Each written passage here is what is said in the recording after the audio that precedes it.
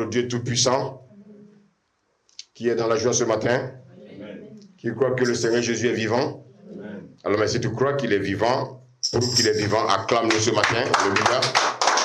Acclame-le ce matin. Alléluia. Acclame-le ce matin. Merci Seigneur. Nous allons prendre nos Bibles dans le livre de Matthieu. On va lire Matthieu 11, le verset 28.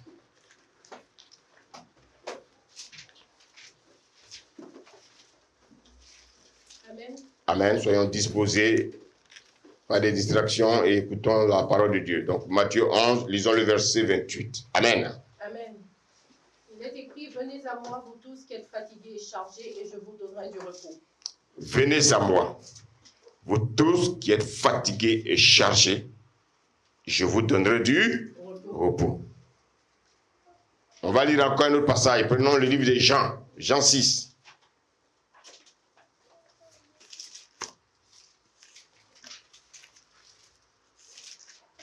Jean 6, lisons le verset 2.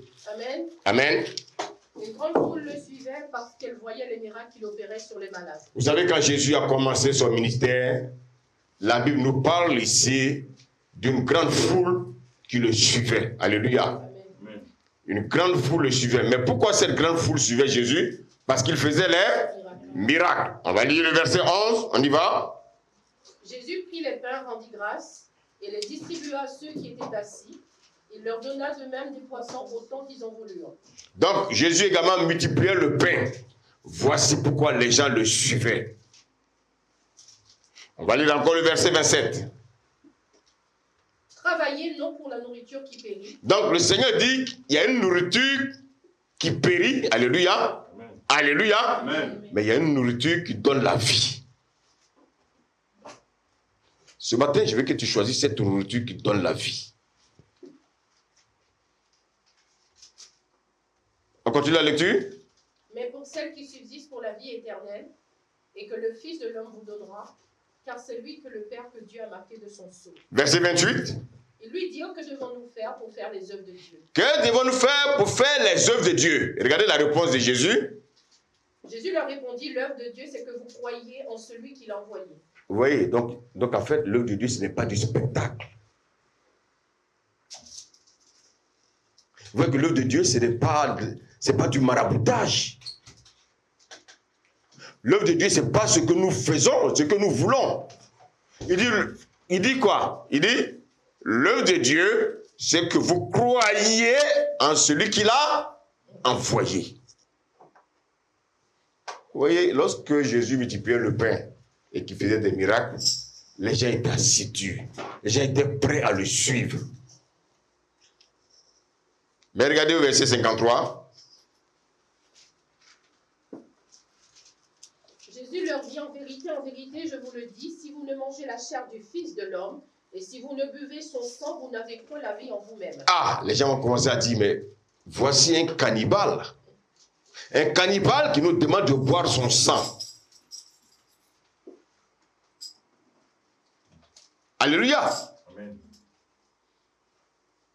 Il dit, si vous ne mangez la chair du Fils de l'homme, et si vous ne buvez son sang, vous n'avez point la vie en vous-même. Alors, vous savez, lorsque les gens viennent à l'église, ce qui les intéresse, c'est venir voir les miracles. C'est pouvoir entendre des prophéties. C'est pour venir entendre bien des paroles qui sonnent bien dans leur oreille. Mais lorsqu'on devient sérieux, lorsqu'on commence à prêcher les messages de la croix, regardez ce que les hommes disent dans leur cœur. Lisons le verset 60.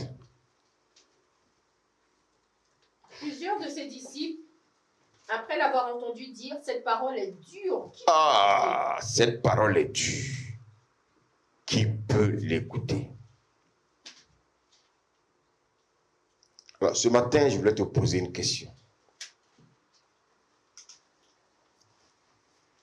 Qui pense ici qu'il peut écouter la parole de Dieu?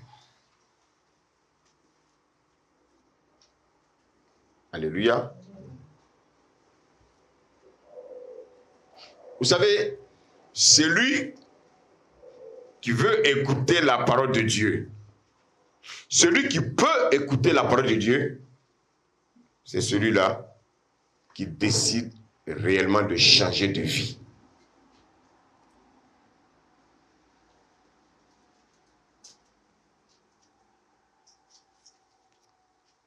On va encore relire Matthieu 11, verset 28, s'il vous plaît.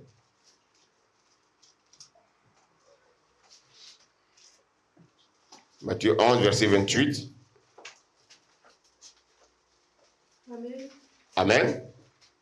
Venez à moi, vous tous qui êtes fatigués et courbés, sous un fardeau, je vous donnerai du repos. Venez à moi, vous tous qui êtes fatigués et chargés, et je vous donnerai du repos. Vous savez, moi, je suis dans la joie ce matin. Alléluia. Amen. Vous savez, hier, c'était même pas ce message-là que je devais prêcher. Donc, tout à l'heure, quand le serviteur a dit, venez à moi, vous qui êtes fatigués, chargés, vous donnez du repos. J'ai dit, mais Seigneur, vraiment, tu es vivant. Dis à ta main. Amen. Dieu m'est arrivé à 3 heures du matin. J'ai dit à 3 heures du matin pour ce message. Vous voyez que là, je n'ai pas pratiquement dormi. Parce qu'il fallait méditer pour venir vous donner ce message. Dites Amen. Amen. Il dit, venez à moi, vous qui êtes fatigués, chargés, je vous donnerai du repos. Vous savez, c'est celui qui a son âme fatiguée et chargée. C'est celui-là qui peut changer de vie. Vous êtes tous là ce matin. Alléluia. Amen. Vous savez, celui qui est seulement fatigué, il ne peut pas chercher à entendre la parole de Dieu. Pourquoi? Pourquoi? Parce qu'il est préoccupé par sa fatigue. Non seulement ça, mais il est fatigué, certes. Alléluia. Mais il n'est pas chargé.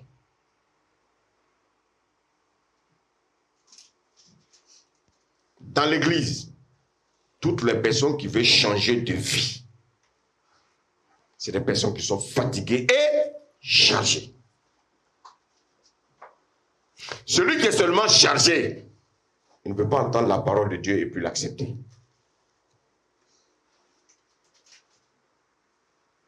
Je ne sais pas si vous me suivez ce matin. Est-ce que vous me suivez ce matin? Amen. Beaucoup sont fatigués, mais ils ne sont pas chargés. Beaucoup sont chargés, mais ils ne sont pas fatigués. Or, le Seigneur dit, celui qui doit venir à lui, c'est celui qui est fatigué et chargé. Ce matin, je vais te poser une question. Es-tu fatigué, chargé? Ou es-tu simplement fatigué? Ou es-tu simplement chargé? Parce que si tu es simplement chargé, frère, la parole de Dieu ne va pas t'intéresser.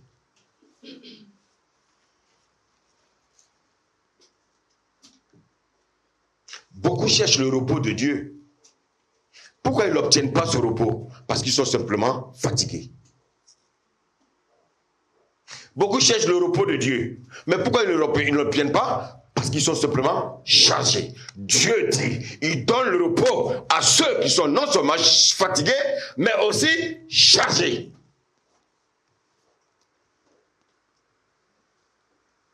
Beaucoup s'amusent avec leur vie chrétienne. Beaucoup sont dans les églises. Mais ces personnes-là sont seulement chargées. Elles ne sont pas fatiguées.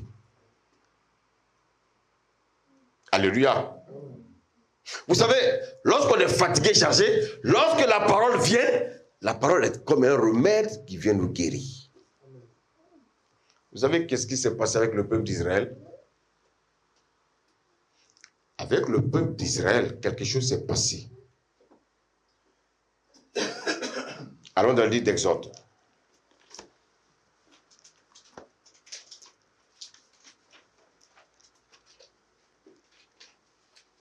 Exode 1, verset 7.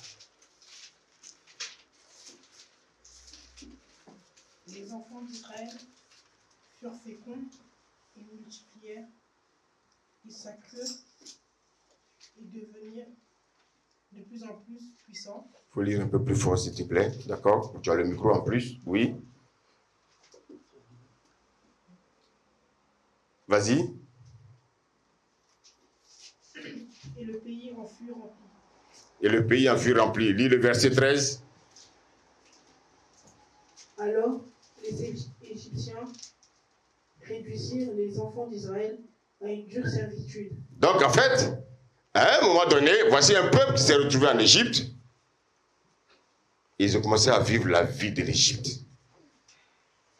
Ils ont commencé à aimer les choses de l'Égypte. Comme autrefois, nous aimions également les choses de ce monde. Alléluia.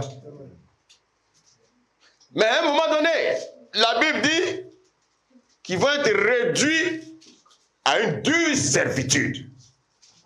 Ah, bien-aimés, écoutons la parole de Dieu. À un moment donné de leur marche, à un moment donné de leur séjour en Égypte, ils vont commencer à sentir la fatigue.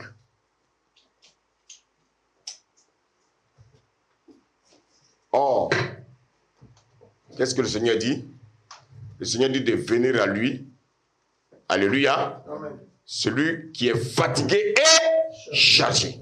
Mais là, ils étaient simplement fatigués. Ils n'étaient pas encore chargés. Pour avoir le repos de Dieu, il faut être fatigué et chargé. Mais là, ils étaient simplement fatigués.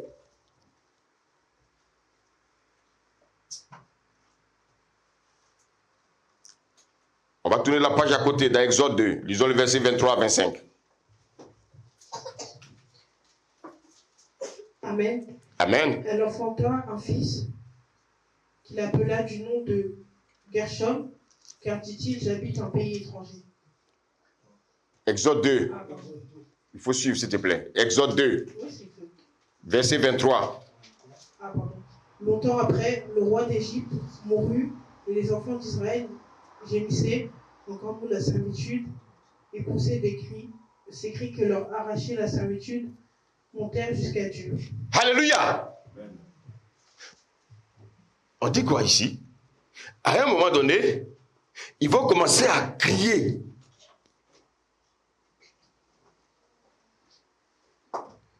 Bien-aimé, quand quelqu'un commence à crier, ça veut dire quoi? Ça veut dire que non seulement il est fatigué, mais il est chargé.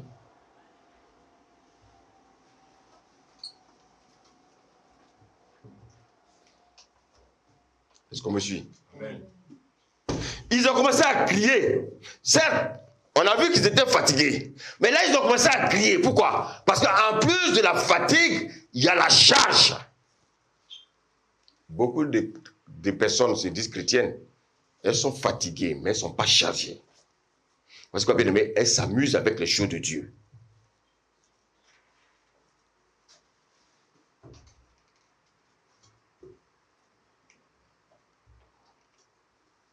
Est-ce que je peux continuer le message? Amen. Ici, le peuple était fatigué. Mais à un moment donné, ils ne criaient pas. Mais la Bible dit qu'ils ont commencé à crier. Mais quand on parle des cris, ce n'est pas parce qu'ils criaient comme ça, à haute voix, comme, moi, comme là, je suis en train de prêcher. Oh, oh, oh, oh, non. C'est le cri de quoi? De leur âme. Est-ce que vous savez que vous pouvez être seul dans votre chambre, mais votre âme crie? Vous gémissez au fond de vous. Mais ce gémissement, il y a une seule personne qui suit ce gémissement. C'est Dieu. Une personne peut être couchée à côté de vous, mais elle ne peut pas savoir que vous êtes chargé, fatigué, chargé. Alléluia. Ils ont commencé à sentir non seulement la fatigue, mais aussi la charge. Et quand c'est comme ça, Dieu dit, venez à moi, vous qui êtes fatigués et chargés. Je vous donnerai du repos. Quand Dieu a entendu leur cri, et regardez la Bible, ce que la Bible nous dit au verset 25. Dieu regarda les enfants d'Israël et il en eut compassion. Quand nous venons à Dieu, lorsque nous sommes fatigués, chargés, Dieu a compassion de nous. Dites Amen. Amen.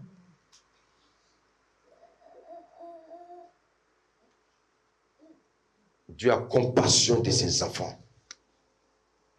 Voici pourquoi le Seigneur nous dit, venez à moi, vous tous qui êtes fatigués, chargés, je vous donnerai du repos.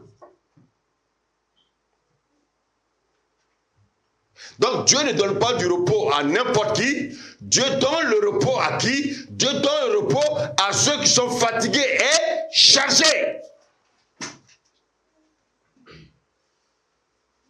Vous savez, quand on voit quelqu'un qui est fatigué, chargé, ça se voit. Quand on voit quelqu'un qui est seulement fatigué, ça se voit. Quand on voit quelqu'un qui est seulement chargé, ça se voit. Le raisonnement de quelqu'un qui est chargé et fatigué est différent du raisonnement de quelqu'un qui est chargé. Simplement. Alléluia. Quand Dieu a entendu leurs cris, en fait, les cris étaient des cris d'interpellation. Des cris, et ces cris-là, c'était des cris pour dire, Seigneur, on veut venir à toi.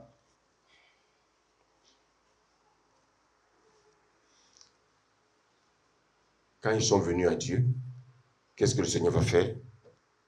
Exode 3, versets 7 à 8. Amen. Amen. L'Éternel dit, j'ai vu la souffrance de mon peuple qui est en Égypte. Donc, quand tu es chargé et fatigué, et que tu viens à Dieu, Dieu voit ta souffrance. Dieu voit ta souffrance. Vous croyez que Dieu ne voit pas vos souffrances? Si Dieu voit nos souffrances. Voici pourquoi il nous demande de venir à lui.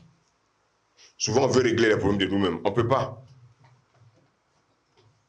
Venez à moi, vous tous qui êtes fatigués, chargés, je vous donnerai du repos. Regardez ici. Ici, on voit que l'âme du peuple d'Israël était prête à entendre la parole de Dieu. Quand ton âme est prête à entendre la parole de Dieu, qu'est-ce que Dieu fait? Il envoie sa parole. Continue la lecture, Sévante, s'il te plaît. J'ai entendu les cris que lui font pousser ses oppresseurs, car je connais ses douleurs. Oui. Je suis descendu pour le délivrer de la main des Égyptiens et pour le faire monter de ce pays dans un bon et vaste pays. Alléluia. Amen. Donc, bien aimé, quand Dieu entend nos cris, quand Dieu voit la charge, quand Dieu voit la fatigue dans notre âme, qu'est-ce que Dieu fait? Dieu te dit, viens mon fils, afin que je te donne le repos.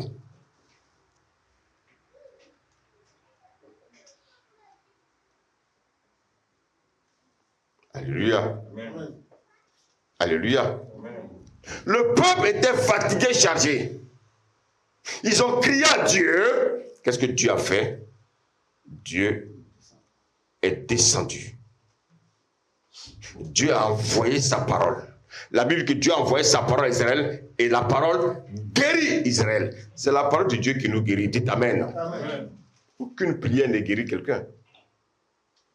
C'est la parole de Dieu qui nous guérit. Alléluia. Vous savez, quand quelqu'un est simplement fatigué, lorsqu'il écoute la parole, alléluia, alléluia, Amen. il trouve la parole dure. Vous savez pourquoi? Parce qu'il est simplement fatigué.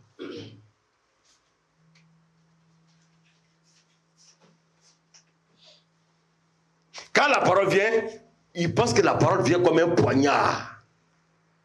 Vous savez pourquoi? Parce qu'il est simplement fatigué. Ah, cet homme de Dieu là, quand il prie, c'est trop dur. Non, il est trop dur. Non, il est trop dur.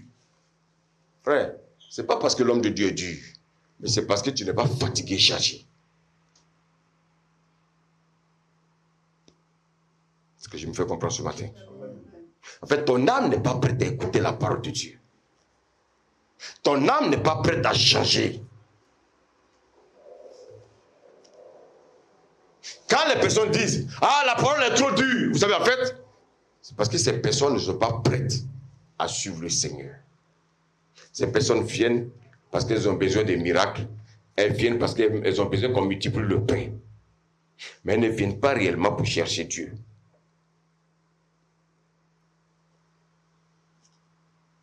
Ce que je me fais comprendre ce matin. Vous savez, quand la parole vient chez quelqu'un qui est fatigué, chargé, cette parole est reçue comme un antidouleur. C'est-à-dire, elle vient avec douceur pour atténuer ma douleur. Mais quand on ne s'est pas fatigué, lorsqu'on entend la parole, on a l'impression que la parole vient pour encore augmenter notre douleur. C'est parce qu'on n'est pas fatigué et chargé.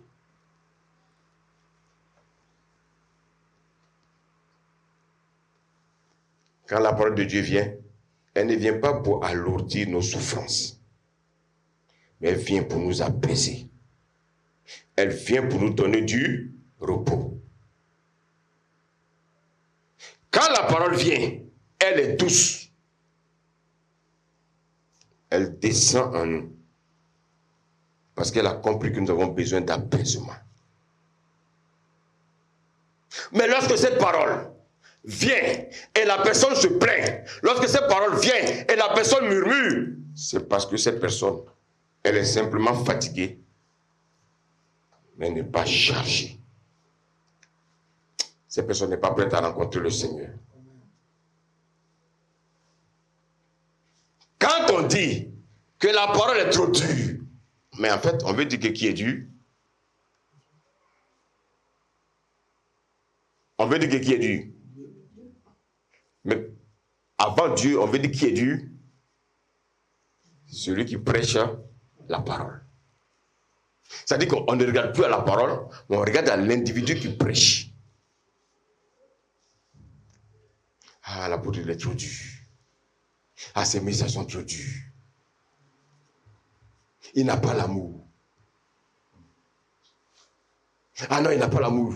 Ces messages sont trop durs. Même Jésus, regardez Jésus. Quand Jésus a commencé à prêcher, les gens ont trouvé sa parole trop dure. Mais pourquoi ces personnes-là ont trouvé la parole trop dure? Vous savez pourquoi? Parce que parmi ces personnes, il y en a qui étaient fatigués, mais qui n'étaient pas chargés. Et il y en a qui étaient chargés, mais qui n'étaient pas fatigués. Mais en même temps, je vais vous montrer qu'il y a des personnes qui étaient fatiguées et chargées. On retourne à Jean 6.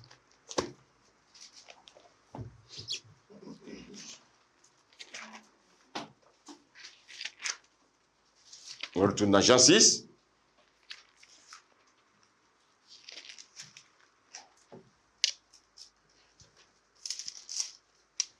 Et regardez ce qui va se passer.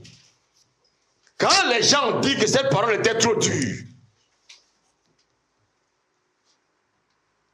qu'est-ce qui va se passer?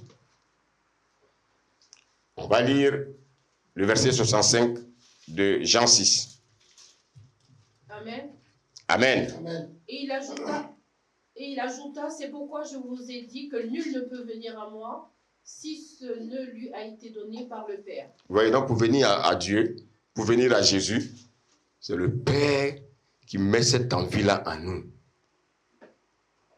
C'est pour ça que beaucoup n'aiment pas l'Église, parce que le Père ne met pas cette envie en eux.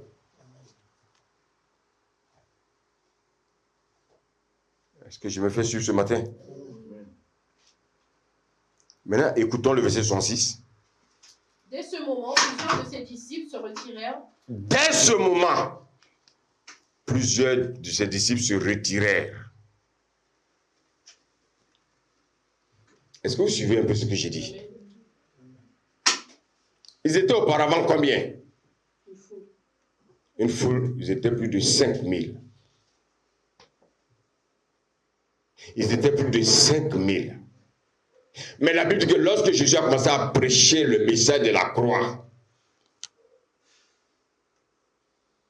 de plus de 5000, la Bible dit que beaucoup vont se retirer. Et ceux qui vont se retirer, c'est ceux qui étaient simplement fatigués, mais qui n'étaient pas chargés. Et ceux qui étaient chargés, mais qui n'étaient pas fatigués. Maintenant, tu peux lire la suite. Combien sont restés? Et il n'allait plus avec lui. Jésus donc dit aux 12, et vous ne voulez pas aussi vous en aller? Regardez, est-ce que Jésus allait demander pardon à ceux qui sont partis? Est-ce que Jésus allait demander pardon à ceux qui sont partis? Non. On ne demande jamais pardon à des gens qui quittent une église.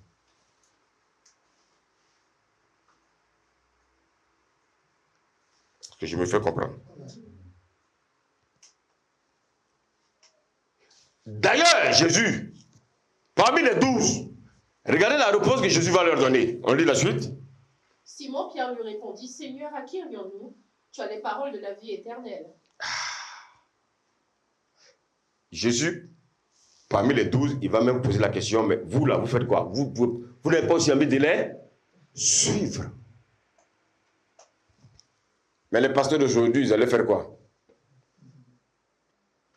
Les pasteurs d'aujourd'hui, qu'est-ce qu'ils allaient faire?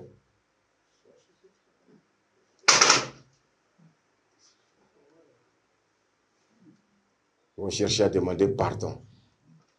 À revenir. Non, on ne demande pas pardon à quelqu'un bien-aimé qui est fatigué ou chargé. Parce que si la personne est fatiguée et chargée, on n'a pas besoin de lui demander pardon. Alléluia.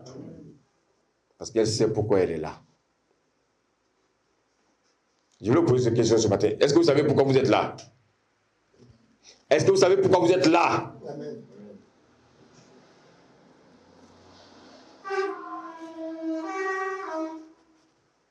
Vous savez, quand on veut changer,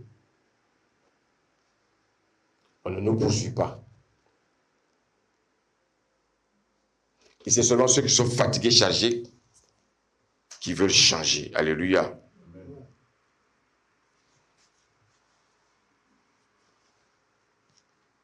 Quelqu'un qui est fatigué, il n'a pas envie de marcher à Jésus. Il vient pour flirter avec Jésus. Amen. Amen.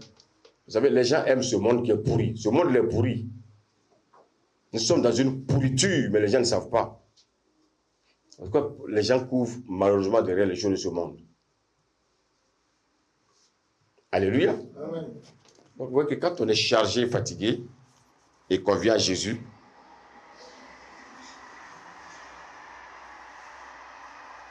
la Bible dit qu'il nous donne le repos.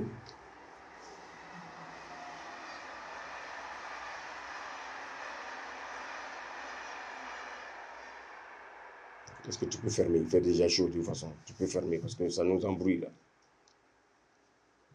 Alléluia.